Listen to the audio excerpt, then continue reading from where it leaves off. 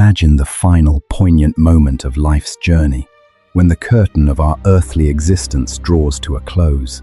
In that ultimate instant, every external facade, every carefully constructed layer of identity falls away, losing all meaning and significance. The lofty titles we once bore, the flawless roles we diligently crafted, the eloquent justifications we tirelessly offered for our actions, all dissolve like morning mist, vanishing without a trace. Each soul will stand utterly alone, stripped bare in its most raw and authentic form, before the Creator of the universe. There will be no bustling crowds to blend into, no anonymous collective to hide within, no grand church edifice to enter out of habit, no hollow ritual to perform by rote, no familiar prayers to utter reflexively, their words devoid of genuine heart. The long years spent merely holding on to faith with our lips, participating in gatherings, or simply invoking the name God will suddenly reveal their stark emptiness. And then, amidst that most sacred and solemn of unveilings, a statement might echo, bone-chillingly cold, shattering every illusion and leaving any hearer utterly aghast. I never knew you. This is not a condemnation reserved for those souls who never once encountered the message of faith, who never knew of God's existence.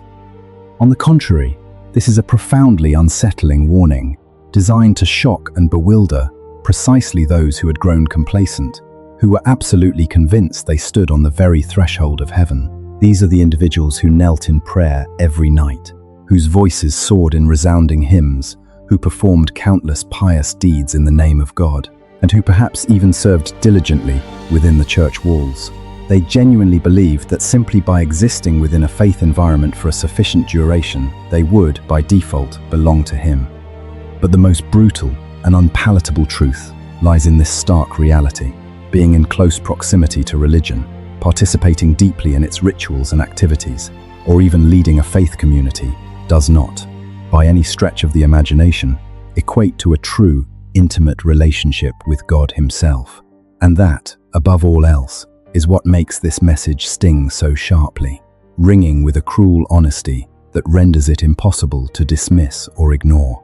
Deep within every human heart reside truths that we often spend a lifetime artfully avoiding, simply because the prospect of confronting them is too terrifying. One such truth is the unsettling possibility that we may have lived for years, perhaps even an entire lifetime, within the confines of a false sense of security. We soothe ourselves with the comforting narrative that we are fine, that everything is good, all while, unbeknownst to us, our spiritual core slowly decays, growing hollow and brittle. We believe we are steadfastly walking the path of truth, yet perhaps, for a very long time, we have merely been treading old, familiar routines, following the noisy crowd, or clinging to faded memories of a fervent faith that once burned bright, rather than nurturing a vibrant, fresh, and living connection with the Creator. If such a devastating truth proves to be our reality, then this is far more than just content to casually listen to and then tuck away in some forgotten corner of the mind. This is a profound, resounding wake-up call, an urgent summons compelling us to pause, to gaze deeply inward, and to ask ourselves the most honest questions before it becomes irreversibly late to amend our course. Envision a moment that many believe we will all inevitably face, standing before Jesus Christ. This won't be a whispered prayer in the quiet of the night, nor a blurred image on a bedroom wall, nor a sermon idly heard on Sunday morning and swiftly forgotten. This will be a genuine encounter, face to face, soul to soul, and in that profoundly seismic instant, the entire tapestry of faith that one meticulously preserved for so long, the one so beautifully painted for the admiring eyes of others, will suddenly be illuminated by a dazzling, inescapable light of truth, a light from which nothing can hide or be obscured. The prayers once whispered, seemingly from the depths of devotion, the times the Bible was opened, despite weariness or busyness. The years of consistent church attendance, the voices raised in heartfelt hymns, the enthusiastic service, the zealous teaching, the sacrifices willingly made, all performed with the unwavering conviction that one was on the correct path, diligently pleasing God. All of these actions, seemingly noble, converge upon that terrifying moment, And then, the most terrifying revelation of all will not be to be questioned for sins committed, for transgressions left undone, but to hear those chilling words capable of shattering every shred of self-confidence and pride. I never knew you. That is a spiritual earthquake, shaking the soul awake from a protracted slumber. Because this warning is not aimed at those who openly reject God, the cynics, or the indifferent who live outside the sphere of faith and show no concern for Him. Instead, it is directed squarely at those who believe themselves to belong most intimately to Him.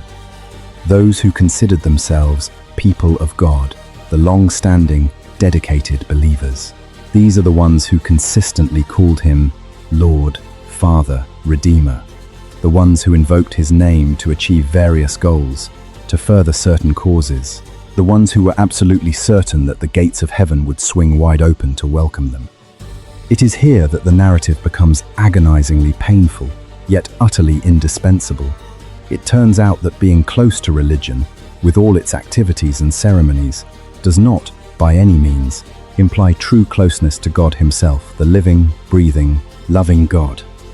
What makes this message cut straight to the conscience, penetrating to the deepest core of every soul, is that it compels us to ask a question that countless individuals instinctively recoil from, sidestepping it throughout their entire lives. What if I am also one of those who believed they were on the right side, on the correct path, but in reality, I am not? This discomfort is undeniably real, a nagging sense of unease and doubt that insinuates itself into the heart. Yet, often, that very initial discomfort serves as the crucial first sign, indicating that a person is finally beginning to be honest with themselves, beginning to confront a stark and unvarnished truth.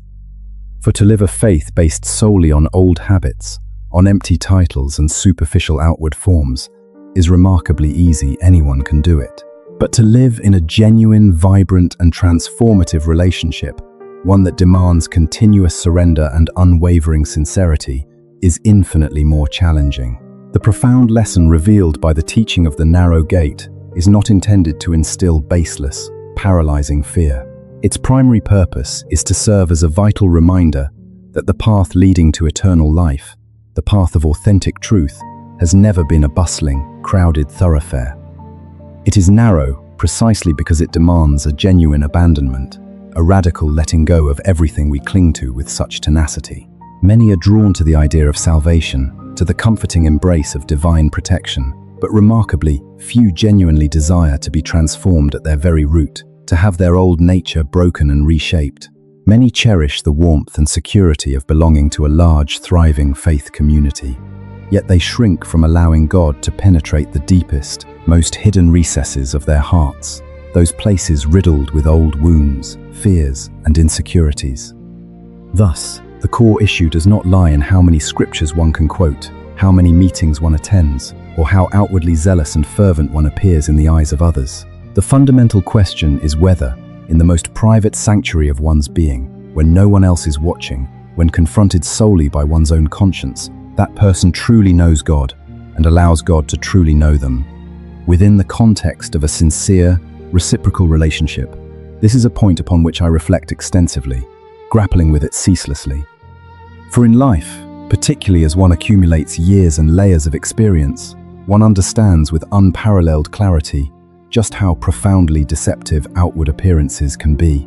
A person might meticulously maintain a religious routine that is impeccable and exemplary, speak of spiritual matters with fluent eloquence, conduct themselves with faultless decorum and graciousness in the community, earning widespread respect. Yet, deep within, the soul itself could be parched, weary, cold, and utterly empty. There are individuals who have dedicated their entire lives to serving God, investing their energy and time, only to arrive at a moment of stark realization that it has been far too long since they truly sat in quiet communion before Him, since they conversed with Him as a living, present being, since they opened the Scriptures with a hungry heart and a fervent thirst for truth. They continue to perform all the correct rituals, but their soul runs on sheer inertia, devoid of inner vitality. This message strongly emphasizes that Jesus is not referring to a mere intellectual comprehension of Him, a dry knowledge of doctrine, or a simple recognition of his name. What he speaks of is an intimate, tangible, profound, and personal connection, a deep communion of spirits. This is a subtle, yet monumentally significant distinction that countless individuals have either overlooked or intentionally chosen to ignore. One can acquire vast amounts of information about a celebrity through books and social media, yet remain utterly strangers to that person, never having truly met or conversed with them. In a similar vein, one can spend years immersed in matters pertaining to God, learning about Him, speaking about Him, but never genuinely live with God, never experiencing Him in a truly personal way.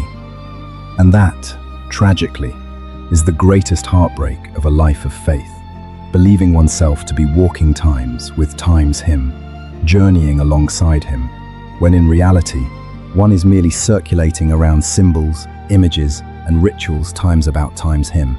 As the narrative shifts to the story of the rich young ruler, the message becomes even sharper and more direct. This man was not inherently wicked or depraved, nor was he easily condemned. On the contrary, he lived a morally upright life, meticulously observing the laws, a model citizen, seemingly exemplary in every way. Yet, Jesus immediately touched upon the very thing he could not relinquish, the one possession he clung to more fiercely than life itself. It wasn't that wealth in itself was inherently sinful, but rather that it had usurped a sacred space in his heart, a space that rightfully belonged to God alone. And here lies a deeply human truth, a common vulnerability shared by all humanity. Everyone possesses times something, times they grasp so tightly that they dare not surrender it to God, unwilling to release their grip. For this man, it was money, his abundant riches. For others, it might be an inflated ego, a need to control one's own destiny, a pristine reputation or social status, a comforting yet false sense of security, an unforgiven bitterness, a toxic relationship, or even a deeply ingrained bad habit that, despite knowing it's wrong, they cannot bring themselves to abandon. The narrow gate is not some arcane mystery. It is narrow precisely because one cannot pass through it while dragging along their cherished idols and unnecessary burdens. Then, with the parable of the sheep and the goats, the content dismantles yet another illusion about faith. The ultimate distinction, it reveals, will not be based on fervent declarations or eloquent sermons on spirituality, but rather on how individuals confronted the suffering of others. Was the hungry person fed? Was the lonely, abandoned soul visited and cared for? Was the sick, weak, or forgotten person met with someone who paused to offer aid, to bring comfort? The most painful aspect is that many did not commit overt acts of evil. They did not intentionally inflict harm. They simply lived with passive indifference, detached and unconcerned. They weren't cruel. They were merely too comfortable, too preoccupied with the intricate tapestry of their own lives. And frequently, it is precisely this callous apathy, disguised by an outwardly decent religious life, that serves as the most damning evidence of a heart that has remained untouched, a heart that has never truly been transformed by God's love. This is a profound and unsettling reminder, not only for the current generation, but for every generation to come. True faith cannot merely reside on our lips, expressed as empty words. It must descend into our hands and feet, manifesting through how we treat the vulnerable, those who can offer no repayment or personal benefit in return. The parable of the 10 virgins then guides the listener into another subtle fear, a creeping unease, the existence of crucial, life or death differences that are utterly invisible to the naked eye at first glance. Outwardly, all 10 virgins appeared identical. They were all awaiting the bridegroom's arrival, all possessed lamps, and all seemed ready. But it was only late into the night, when the promised arrival was delayed, when the true test of endurance descended in the deepening darkness, that the inner void, the profound lack of preparedness, became chillingly apparent. This is an all too real depiction of countless lives of faith today. There are many who appear perfectly sound, immensely zealous when circumstances are favorable, when worship music reverberates, when the community is gathered in strength, when the church calendar is brimming with activities. But then, when devastating loss strikes, when loneliness lingers, when prayers seem to go unanswered, when health falters, when old age ushers in silence and solitude. Only then is it revealed whether there is still oil within, whether the vibrant connection with God endures. This is a lesson that older individuals, those who have navigated many crests and troughs of life, often grasp more profoundly than anyone else. Relying solely on external forms, on empty rituals, cannot sustain one through the long, dark nights of life, nor through the harsh, relentless trials of destiny. Following this, the parable of the talents also targets another type of error, a way of living that is cautious, yet fundamentally lacking in faith. There are those who mistakenly believe that merely avoiding major transgressions, refraining from anything scandalous, is sufficient. They assume that simply playing it safe, living cautiously, and not doing anything overtly wrong fulfills their spiritual duty. Yet, the servant who was severely rebuked was not condemned for squandering his master's resources, but for burying them in the ground and doing absolutely nothing with them. Behind that paralyzing inaction lay a distorted perception of his master, a fear so profound that it rendered him inert, preventing him from truly living, from venturing beyond his comfort zone, from multiplying what he had been entrusted with. How many spiritual lives mirror this? They do not live out of love or out of a spirit of devotion, but rather recoil in fear of judgment, fear of failure. They lack sufficient trust in God to invest what He has placed in their hands, reluctant to employ their God-given talents to build His kingdom. A faith that is ultimately controlled by fear rather than being propelled by love will inevitably cripple the soul, rendering it incapable of growth or fruitfulness. Finally, with the story of the Pharisee and the tax collector, the tapestry of this message is concluded with a contrast that is both agonizingly stark and profoundly beautiful. On one side stands the Pharisee, with his impeccable spiritual resume, his illustrious record of righteous achievements, his prayers delivered with an air of orthodox precision and self-satisfied pride. On the other side is the tax collector, a notorious sinner with nothing to boast about, who could only bow his head in humble trepidation, beating his chest in genuine repentance, pleading for mercy. And it was precisely the one who had nothing left to present, not a shred of pride to cling to, who was declared righteous in the eyes of God. This lesson is especially invaluable for those who have weathered many years and tasted enough of life's bitter experiences. Eventually, one comes to understand that before God, what ultimately saves a soul is not a meticulously polished and embellished moral biography, but rather a profoundly humble heart, one that truly comprehends the extent of its desperate need for divine mercy. Therefore, the authentic indicator of a living faith is not found in fleeting surges of emotion or powerful verbal declarations, but rather in the tangible fruits of a life truly connected to the very source of life, Jesus Christ Himself. If a branch is genuinely grafted onto a real vine, it will naturally bear fruit. There's no need for pretense, no theatrical performance, no strenuous effort. The fruit will simply appear, manifesting as love, joy, peace, patience, kindness, goodness, faithfulness, gentleness, and self-control.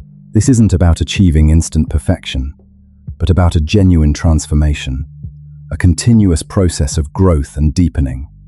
Conversely, if years pass and an individual remains stubbornly hard-hearted, cold, selfish, devoid of compassion, and consistently lives by empty forms and hollow rituals, then that is a signal that cannot be lightly dismissed, a truly alarming warning for the state of the soul. My perspective on this matter is as follows. The most perilous state is not when an individual genuinely questions their faith, for sincere doubt can, ironically, often serve as the crucial starting point for a deeper, more profound spiritual quest. No, the most dangerous situation is when a person has never dared to truly examine their faith, never dared to honestly question the true depth of their relationship with God. That nagging unease, that honest grappling with spiritual truths, can paradoxically save a soul from peril, for it compels one to inspect their lamp before midnight, before the arrival of the bridegroom. In contrast, it is complacency, that insidious satisfaction with one's current spiritual standing, that is truly terrifying, as it lulls people into a spiritually deceased version of religion, an empty shell, all the while deluding them into believing they are alive, vibrant, and truly flourishing. But perhaps the most sorrowful realization, the one that weighs most heavily on my heart, is that many only begin to seriously ponder these fundamental, soul-defining questions when they have journeyed too far along in life, when precious time has dwindled. They were consumed by the demands of raising a family, by the relentless pursuit of making a living, by the tireless effort to maintain an impeccable image in the eyes of others, by the diligent fulfillment of the duties of a good believer, to such an extent that they simply had no time left to genuinely inquire where their own soul truly resided, what it truly yearned for. Then, one day, health begins to falter, friends gradually depart, the house grows quieter, the nights grow longer, and memories, once hazy, become starkly clear and haunting. In that moment, people finally realize that what they needed most was never another religious role, another position within the church, but rather true, profound peace, a deep, abiding rest, found only in an authentic, living relationship with God. I believe this is also precisely why content such as this resonates so deeply with many older individuals, those who have navigated life's myriad storms. For having experienced a sufficient measure of life's joys and sorrows, its peaks and valleys, one understands with chilling clarity that nothing is more terrifying than losing the essential core, the most important thing, while meticulously preserving a glamorous, yet utterly hollow, outer shell. Younger people often fear failure, the inability to achieve success, but those who have walked through many years fear something far more profound, living an entire lifetime only to realize, at the very end, that they have missed the most important thing, the true, profound meaning of existence itself. This realization is not noisy or tumultuous, but rather a heavy weight that settles deep within the heart. It lacks dramatic intensity, yet it haunts persistently. And it is precisely for these reasons that this warning is not intended to drive people into despair, nor to discourage them. Instead, it stands as a merciful, grace-filled opportunity to return to the path of truth while there is still time, while change is still possible.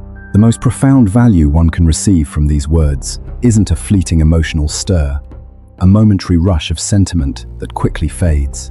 Rather, it lies in the courageous decision to confront oneself with absolute honesty after hearing them. Perhaps today, someone will turn off their screen, quiet the cacophony of their thoughts, and sit in silence for a few minutes longer than usual, truly listening to the whispers of their own heart. They might recall a time when their prayers flowed with genuine fervor, when their faith was beautifully simple, when their love for God was tender, passionate, and vibrant, far more so than it is now. This quiet introspection might unveil a painful truth. It has been an immeasurably long time since tears welled up during prayer, since their spirit was deeply moved by the profound truths of the scriptures, since they felt the ache of dissonance between their professed beliefs and the reality of their daily walk, the distance from their Creator.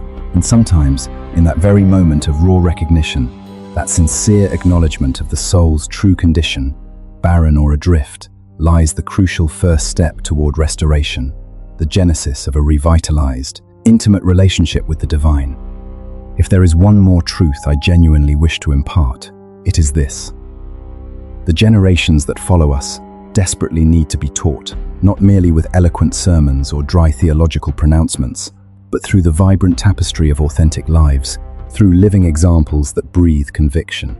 Our children and grandchildren will not primarily measure our faith by how many years we've attended church or how many Bible verses we can quote verbatim. No, their discerning eyes will observe how we extend compassion to the vulnerable, how we articulate forgiveness when we ourselves have been wounded, how we respond with resilience in the face of profound suffering and irreparable loss, how we manage to preserve a soft heart, full of grace and love, as the burdens and frailties of old age begin to accumulate. They need to witness that faith is not a rigid set of rituals to meticulously maintain, nor a dusty tradition to blindly adhere to. Instead, it is a dynamic wellspring of life, an inexhaustible source of strength that can truly uphold an individual through the deepest valleys of grief, the relentless trials of illness, the profound ache of loneliness, and even through the final days of their earthly journey, imbuing them with an unfeigned peace and an unshakable, living hope. The most precious legacy we can possibly bequeath to them is not a collection of finely worded moral precepts, but a life irrevocably lived in such a way that it stands as irrefutable evidence. God is real. He is profoundly present, and His love endures eternally. Therefore, the ultimate reminder for both this generation and the ones to come is not to strive for better outward performances, to project a more pious image, or to become more consumed by the bustling, often superficial, activities of religious institutions. No, the imperative call is to return to the very essence, to the profound core of faith, to its authentic nature, while the window of grace remains wide open. This means loving the Lord your God with the entirety of your heart, with the full capacity of your mind, and with the depths of your soul, allowing that transformative love to reshape and redefine how you love those around you. It means finding the courage to sit with Him in profound silence, in moments where no human eye can witness your vulnerability. It means speaking with utter honesty to Him when your soul feels barren and empty, when your heart is shattered into 1,000 pieces. It means allowing Him, in His gentle grace, to illuminate the hidden idols you cling to, the things you clutch tightly, believing they offer security or comfort when only He truly can. It means daring to shed the oppressive mask of religious pretense, to cast off the constricting chains of mere formality before the opportunity to genuinely connect slips away forever. For in the final reckoning, the most critical question will not revolve around how many deeds you performed in God's name or how much effort you expended in service. Rather, it will be this: was there, truly, a living, vibrant, and sincere relationship between you and your Creator? That, and that alone, is what will endure, what remains eternally significant long after all the clamorous noises and fleeting accolades of the world have faded into absolute silence. And so, if today, within your spirit, you sense a subtle tremor, a disquieting unease, a profound feeling akin to being gently roused from a long, deep slumber, do not hastily dismiss it. Do not attempt to intellectualize it away, or forcibly banish it from your consciousness. For what you perceive might not be a fruitless fear, nor merely a negative, unwelcome emotion. It could very well be a profound, resonant call from the depths of your being, a compelling summons to return to your spiritual roots, to the very source of life. It could be the boundless, unfathomable mercy of God, tenderly knocking upon the closed door of your heart, gently stirring your spirit, urging you to respond before it becomes irrevocably too late to change course. Do not simply listen to these words, acknowledge them, and then passively drift back into the comfortable inertia of old habits and familiar routines. Instead, grant yourself the sacred gift of absolute honesty. Take a moment, in solemn introspection, to genuinely ask yourself, is my faith today a living, fresh, and dynamic relationship with the Almighty, or has it dwindled into nothing more than a well-worn habit, a hollow, soulless ritual? Turn back to the Lord with a heart that is raw and real, not striving for an unattainable perfection, but simply offering Him sincerity and an unquenchable longing for His presence. And if this message has resonated deeply within you, touching the innermost chambers of your soul, consider sharing it. Pass it on to a loved one, a cherished family member, or perhaps someone you intuitively feel is desperately in need of an awakening, a profound and timely reminder. Who knows? A single well-timed word today might well transform the entire trajectory of a person's remaining life, leading them unequivocally toward a profound and authentic existence.